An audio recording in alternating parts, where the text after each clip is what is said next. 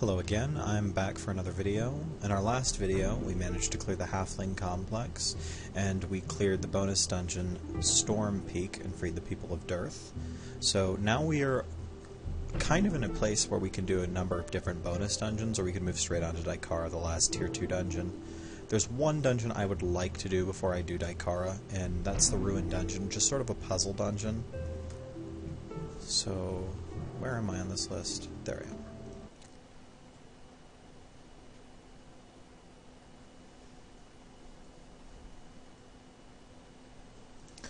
Before we do that, though, I have a bunch of junk in my inventory I'd like to get rid of real quick.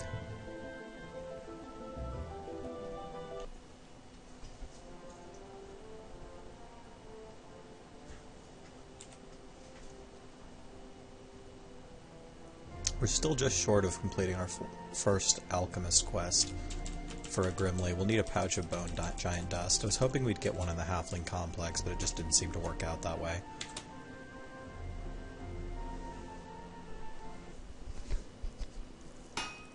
This is the town of Last Hope. They have one of every type of shop, except a jewelry shop for some reason.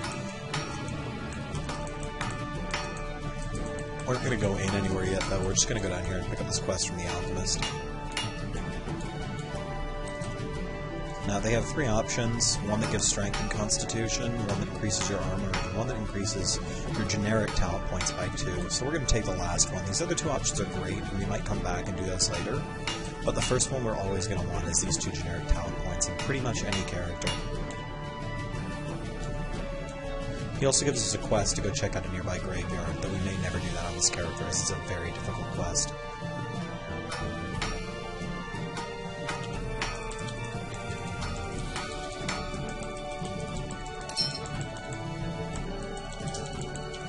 Now we're going to go to the infusion shop, and we're going to liquidate some items out of our inventory. Looks like they have a better infusion rune, or we have both a better movement rune, or infusion, and a better regeneration infusion that we've currently got equipped, so we're going to buy both of those. And now we're going to go through our inventory and sell the stuff we don't need. We don't really need gems, so we're going to sell those. We'll also sell these. In fact, we'll go through the whole lot. I don't know how much the maximum they'll take, though, is, so I'm going to sell just one of my quartzes. Some stores will have a limit on how much gold they can offer for an item. Yeah, they'll only offer up to 10 gold, so it wouldn't really be useful for me to sell any of my 12 gold value gems here. Or anything that sells for more than 12 gold, for that matter.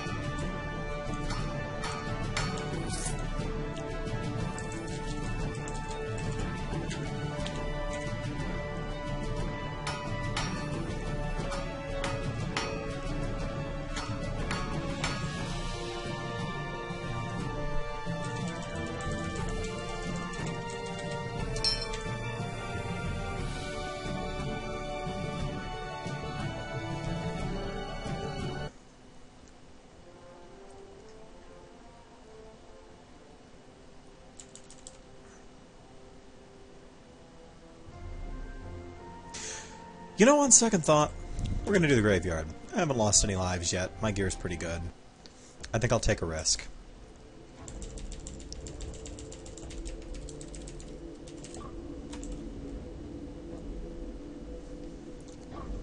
As you tread softly down the stairs, a large stone slab slides into place behind you, blocking all retreat. This is actually not true. This only happens when you activate the boss. You can escape the room before that. The air is still and stuffy, and in this tight space you feel as if in a coffin, buried alive. Adding to your unease is a rising feeling of dread, overwhelming fear, in fact. A hall of doors lies ahead, and behind each you sense a power of great malevolence and unholy horror. At the end of the corridor, you see a faint light beneath a large black door, and you have a vague sense that the other doors are enslaved to this one, obedient, subservient, and waiting. You hear the sound of a woman sobbing, and every now and then it turns to a fit of pained moans and screams. They echo round the dark chamber and through the darkest parts of your mind, reminding you of every black deed and vile sin you have ever committed. Guilt, horror, and terror flood through your thoughts, each competing for stronger control of your psyche. Your only clear thought is of escape by whatever means you can find. The mausoleum has a number of rooms with coffins in them. I believe there's 12 in all. The coffins can either have an NPC in them, an item, nothing, or it can cause you to become cursed. Now, each of the NPCs that get spawned will be an elite. They'll be pretty high level, and they will have class abilities. And this one might end our run pretty prematurely, as it's by the looks of it, either a Corruptor or a Reaver, and a Ghoul King. Okay, we stun them, which is good. They normally have really high stun resistance. Okay, that went a lot better than I was expecting it to. Okay, nothing in this one. We have a vampire here with... It looks like arcane combat abilities. Or arcane blade abilities. Again, we're going to stun.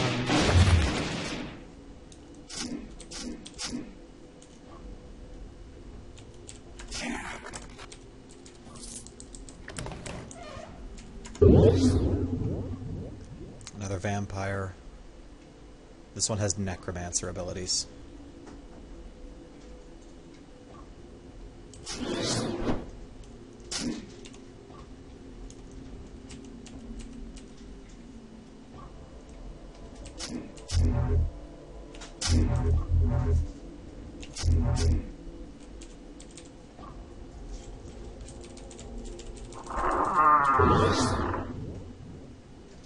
This time we have, I believe, a marauder.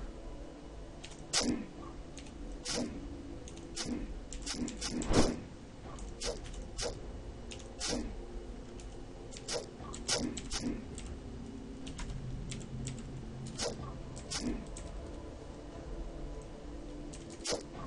could use infusions to get out of confuse effects, if you remember.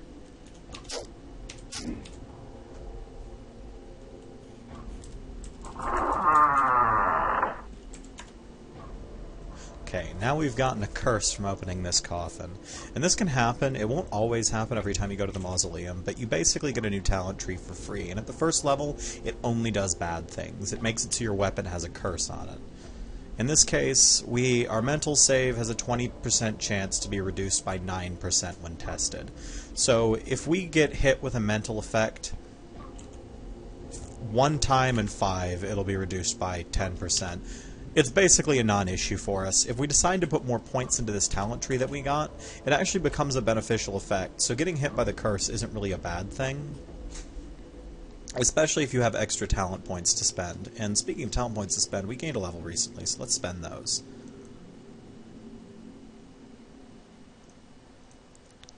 There we go. Now we have another 6 rooms to open. Okay, we found an artifact in this one. It's not one that I think we're ever going to be using, but I will hold on to it anyway.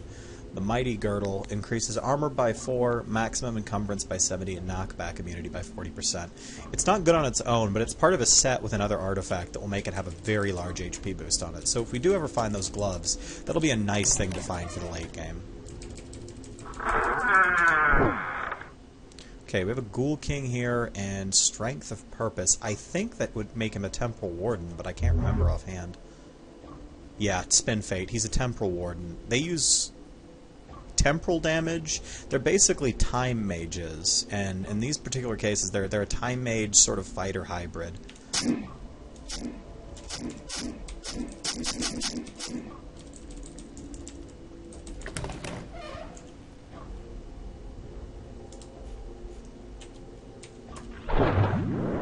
Oh, wow.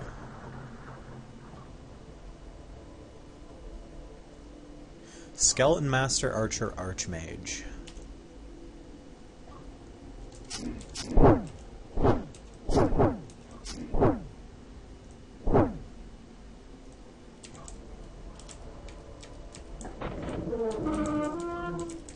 Where did he teleport to? Where did he teleport to? Whew. If he'd teleported into this big room over here, that would have been very bad. Okay, we have a Bone Giant Necromancer. This could be kind of rough. I don't think we can stun these. Yeah, we can.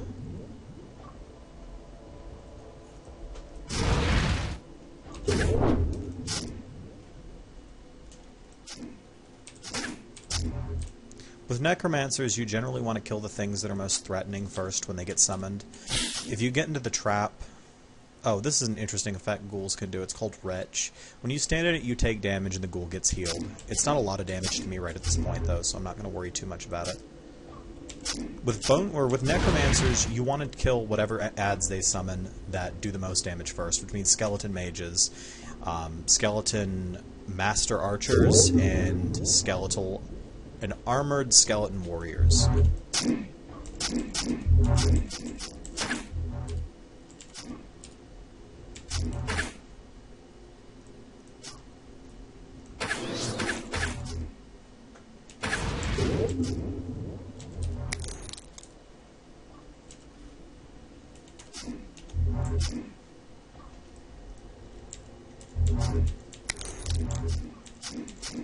Well, now we have him cornered so he can't get away at least.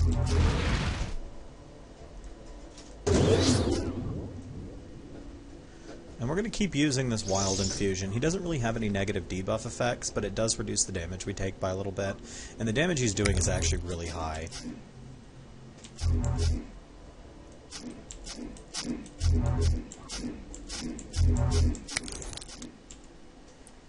Alright, we managed to get through all the ad enemies. Now we have to deal with the boss. She can be a little bit rough, but hopefully we won't have too much of a hard time with her. Thankfully, she's right at the door waiting for us. And she's stunned.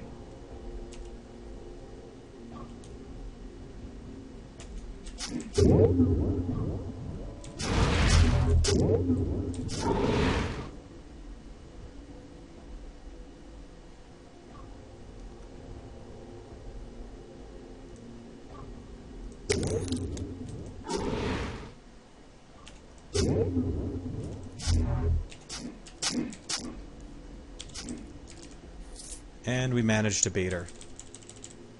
Excellent.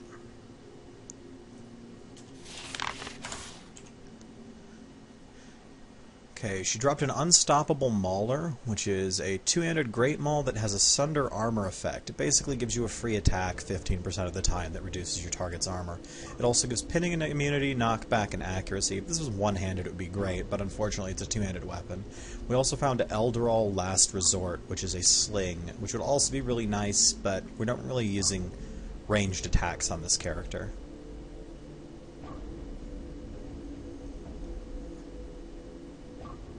Doesn't look like there's anything else we want to keep, though. Now, you can't get out once you've opened the boss door because it activates the exit being closed. So we'll just teleport out with the Rod of Recall.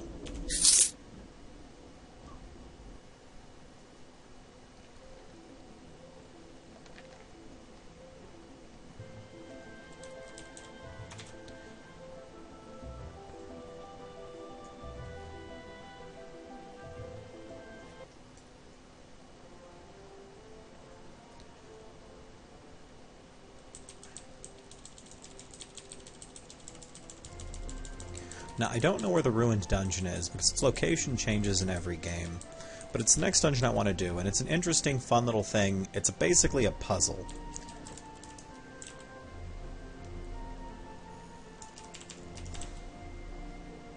And if you do the puzzle terribly wrong, you'll get punished a little bit for it, but not severely. There's another optional dungeon here called the Spellblaze. This is something that we won't be doing now, or ever. It's just a little too difficult for a melee character like this. I may be able to do it very, very late, but I don't know if it's going to be worth risking the characters' lives by then. Where is that ruined dungeon? Did I miss it somewhere?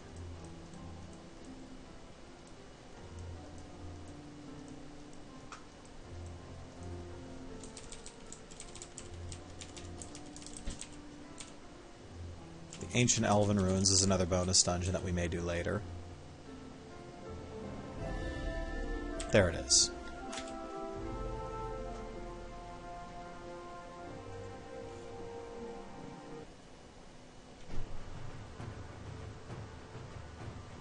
The Ruined Dungeon starts scaling up at about level 20, and you can run into some pretty rough enemies in here. We have a Fire Drake right in the entryway, who will probably hurt us pretty badly.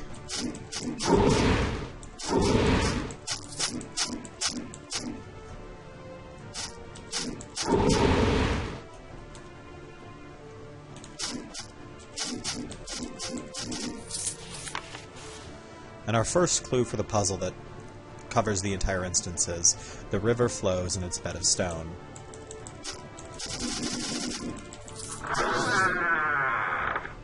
Okay. There's luminous horrors in this hallway.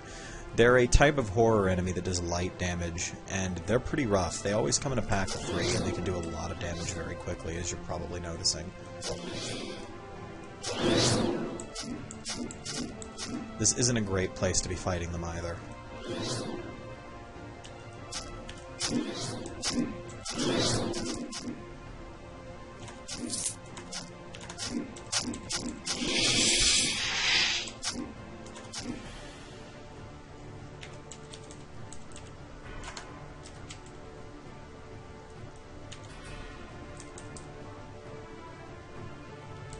A rare plant, which appears to be a rogue.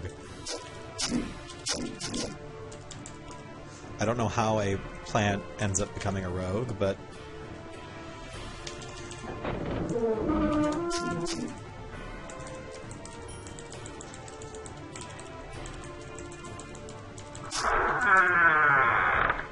Okay, we have multi-hued drake hatchlings here. The hatchlings aren't too dangerous, but the higher level versions of the multi-hued drakes, the full-fledged drakes and the worms, are some of the hardest enemies in the game because they can use multiple breath weapons and sort of chain them together. They also have a light resistance to all elements. The second clue we have is the Eldritch Force burns all that lives. And that's actually the third clue. The second clue is right here. The feather flies gently in the wind, and the tree's roots run deep. Now we found a strange orb. The orb is floating in the air. Do you touch it? Now, if you hit them in the wrong order, you'll get a large spawn of enemies. As you can see right there, that's not the correct order, and we just get a group of 4 enemies spawn around the orb. I'm fairly certain these don't award experience, and let me check just to make sure right now.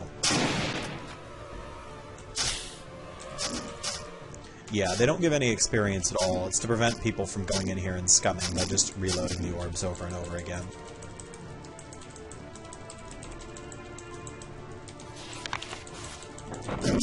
Each of these hallways can have traps spawn, or no, the traps have been removed. So each of these hallways will just have monsters in them. They can be pretty rough. Here's a cold drake, cold breath, that kind of thing.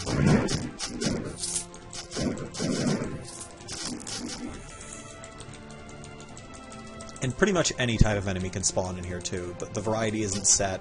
There is no overwhelming enemy type. You'll run into dragons in here, snakes, ants, horrors, demons, orcs, rogues. Pretty much every type of enemy group can be represented here.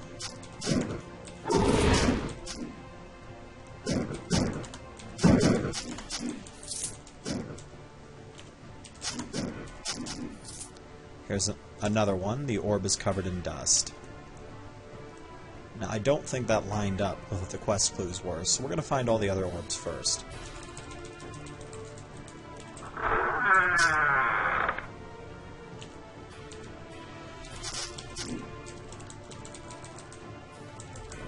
Looks like there's an oozing horror.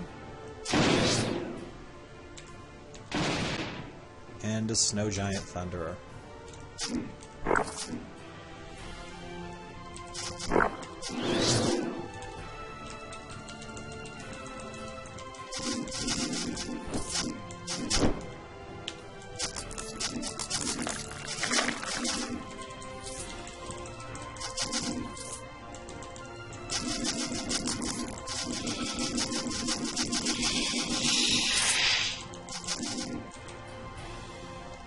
swirls with magical energies.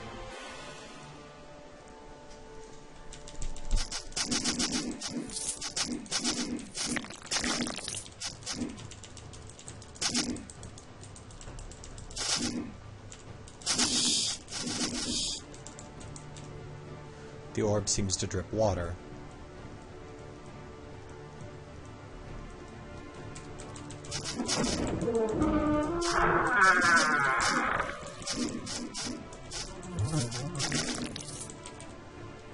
Flames burst out of the orb.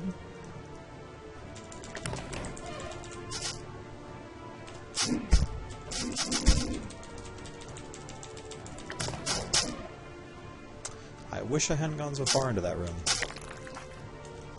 Surrounded by drakelings is not, by whelplings is not the ideal situation, even with high armor. And small seeds seem to be growing inside the orb.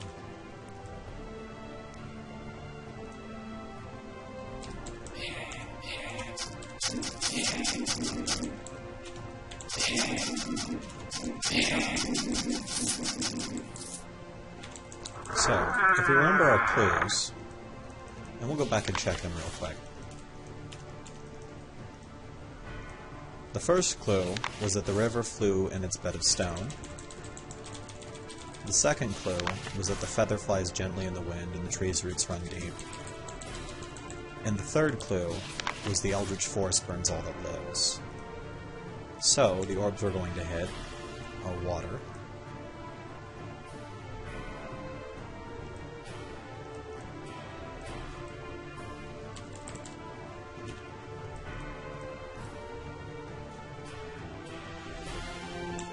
stone,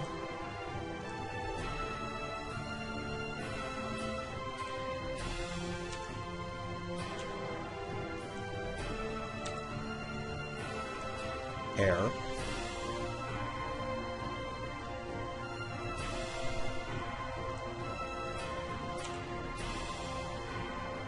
earth,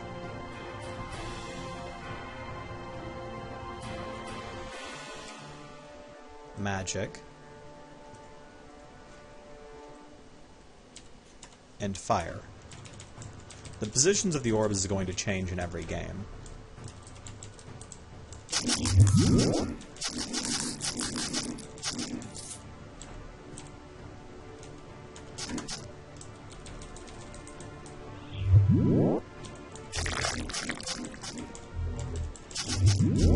And now we find ourselves in a treasure room full of different items.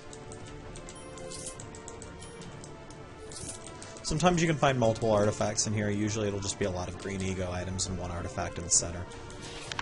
The artifact in this particular case is Elemental Fury, which is a ring that's never really going to do us any good because it's intended for caster characters.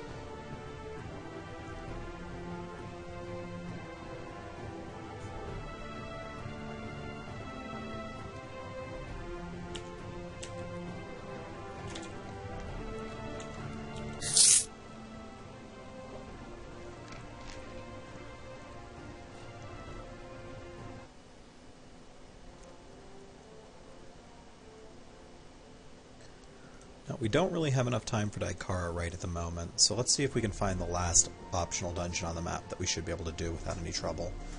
And that's the hidden... no, not hidden. Is it hidden? We'll just call it what it is. It's the Ring of Blood.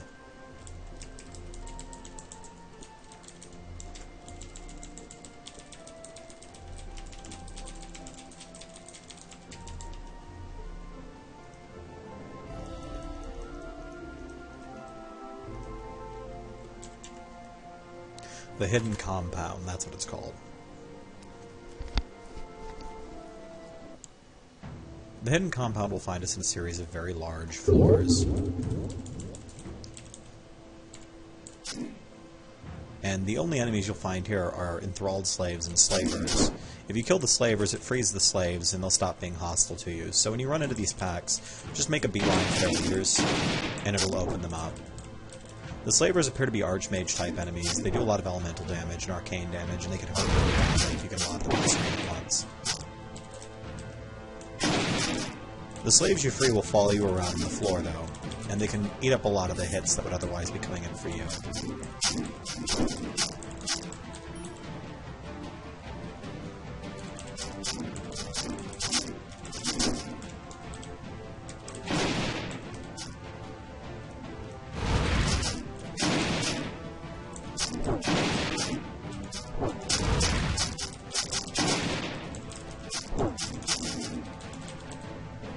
There's not a lot of loot here, though, so you don't really have to clear the floor. You get an achievement the first time you've freed a certain number of slaves, though. So if you care about that kind of thing on your character's character sheet, it's something you might as well do. It only takes a couple of extra minutes. And most of the floor loot here is actually pretty good, probably to compensate for how little of it there is.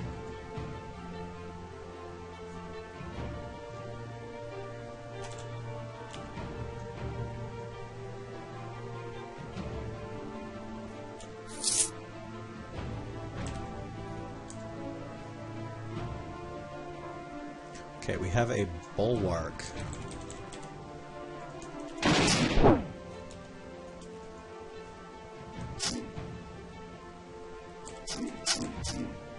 Two bulwarks. That's a little unlikely.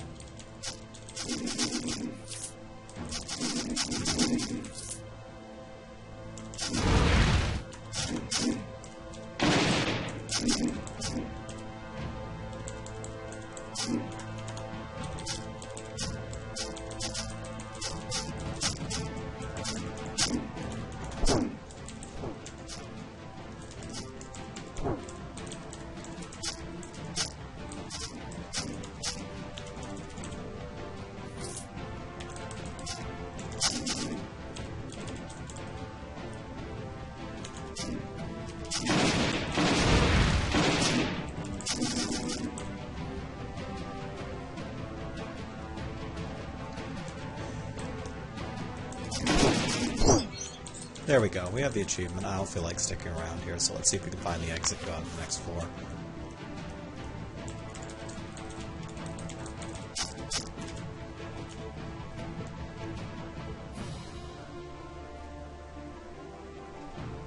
I'm gonna hold on to this in case I ever find anything I want to wear that uses dex. That's a lot of dexterity.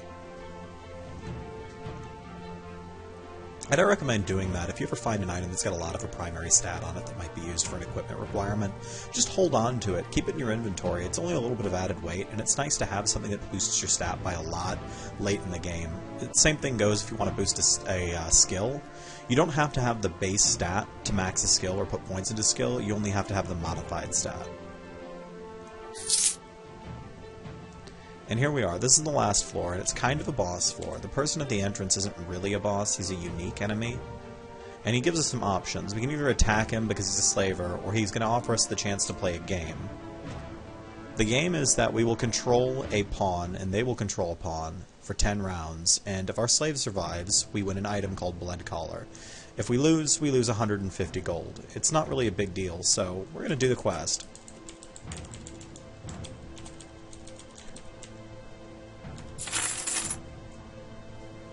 So we find our character, they're a slave combatant, they're level 9, and they don't have a lot of HP, and their first enemy is a fiery orc Wormick. We're probably about to lose 100 gold. The character is a brawler, which is one of the unlockable character classes in the game. And they have a number of unarmed attacks. So the main ones we're going to be using are Double Strike, which will automatically activate after the first time we've used it whenever it's off cooldown. And ideally Uppercut, which will stun enemies. We also have a Regeneration Infusion and a Healing Infusion, but they're on very long cooldowns. Thankfully we stunned him the first try, so we might actually live through this. Our next enemy is going to be a brown bear.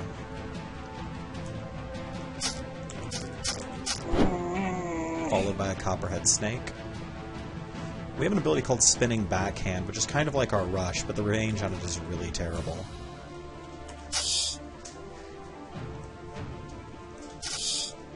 Now, Uppercut's stun effect is based off of how many combo points we have, and we get combo points we use abilities like Spinning Backhand and Double Strike. We spend those combo points with abilities like Body Shot and Uppercut. We also have an ability called Clinch, Grappling Stance, and Maim, though we're not going to be using those in this event, and it's kind of confusing why you get them at all.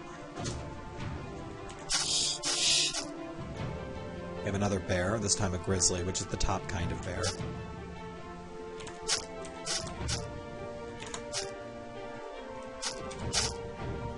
And a rattlesnake. Normally we get harder enemies than this, and I'm glad we're not, because that first one could have been really rough.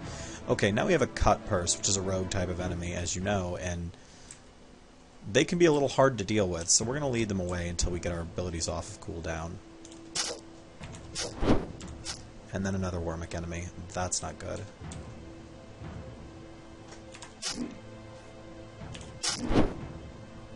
And he almost just one-shot us.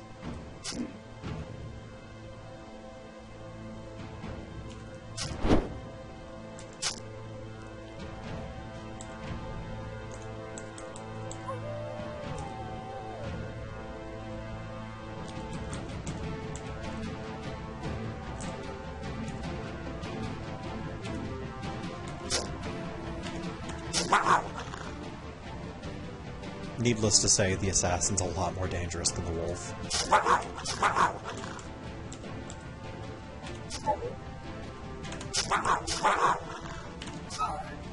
And we got it on the first try. That could have been really bad with the 2 Wormics we got, but thankfully we managed to complete it. The ring we get as a reward is Blood Collar, which is an interesting weapon, or which is an interesting item. You get fatigue reduction when you have it equipped, a chance to life leech. I'm not really sure how it works, I just know it does. And it also reduces your mental saves by 7, but that's a complete non-issue for us. Between our Feathersteel Amulet and the Blood Collar ring that we just found, we won't have any fatigue at all now, or at least close to none.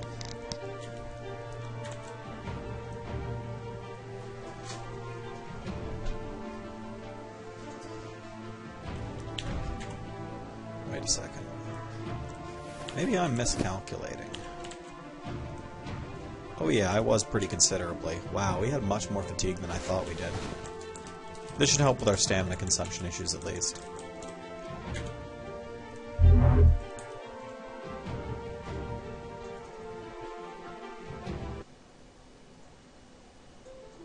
I'd meant to kill the slaver on the way out. It's a good way to get some free items, but it doesn't matter now. Now that we're finished with that, we're going to move on to Daikara next, and then after that, Dreadfell. Thank you.